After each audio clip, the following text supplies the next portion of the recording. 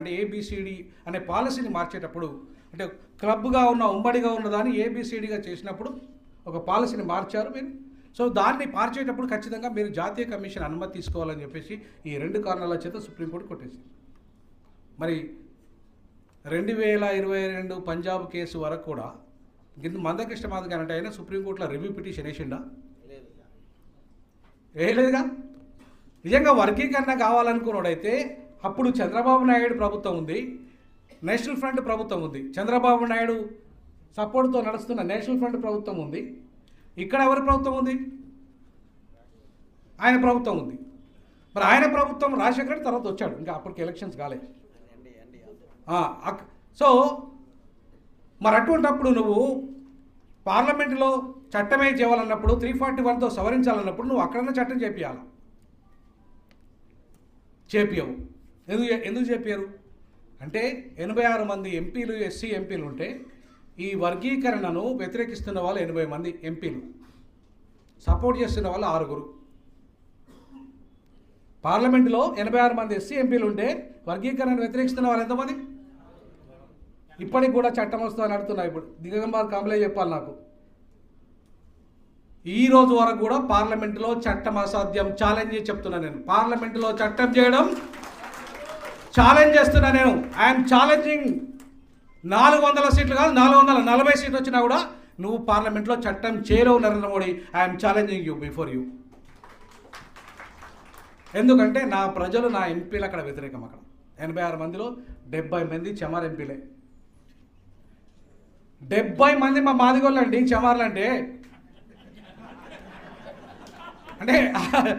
వాళ్ళంతా లబ్ధి పొందిన వాళ్ళు రిజర్వేషన్ల వల్ల.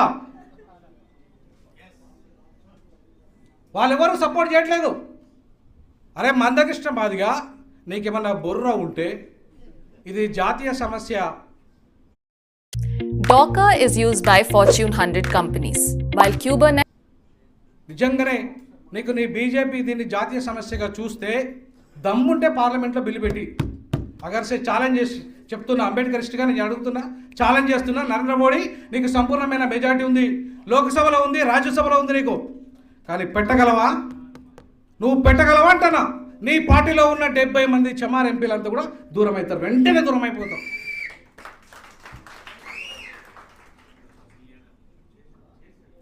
ఒక్కడు సపోర్ట్ చేయడు, ఒక్కడు ఉన్నాడు బీజేపీలో. బీజేపీ కొలాప్స్ అయిపోతుంది ఉత్తర భారతదేశంలో. వాళ్ళ ఆర్ఎస్ఎస్ ఎజెండానే కొలాప్స్ అయిపోతుంది. అందుకే భయపడి దొడ్డిదారిలో ఈ పనికిరాని జడ్జిమెంట్ ఇప్పించింది. కాబట్టి మిత్రులారా, ఇవాళ మనం అంబేద్కరిస్టులకు భయపడాల్సిన అవసరం లేదంటున్నాను నేను. నరేంద్ర మోడీ కాదు, ఆయన తాతకు భయపడాల్సిన అవసరం లేదు. ఆయన తాతకు భయపడాల్సిన అవసరం లేదంటున్నా. అంబేద్కరిస్టులు తలుచుకుంటే ఈ దేశాన్ని కాదు, ఈ ప్రపంచాన్ని మార్చగలరు. ఈ ప్రపంచాన్ని మార్చే శక్తివంతులు అంబేద్కరిస్టులు. జై భీమ్ చెప్తున్నా. ఈ దేశాన్నే కాదు, 21వ శతాబ్దం అంబేద్కర్ శతాబ్దం. ఈ ప్రపంచాన్ని మార్చే శక్తి అంబేద్కరిజంలో ఉంది. ఈ భారతదేశం లెక్కన మనకు? నరేంద్ర మోడీ లెక్కన మనకేమన్నా? నో, కానే కాదు.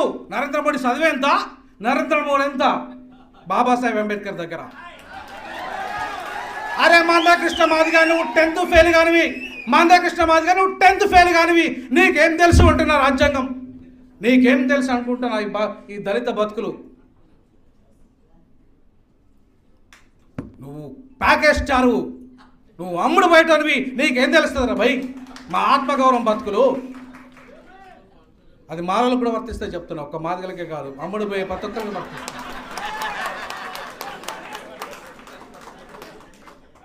జై భీమ్.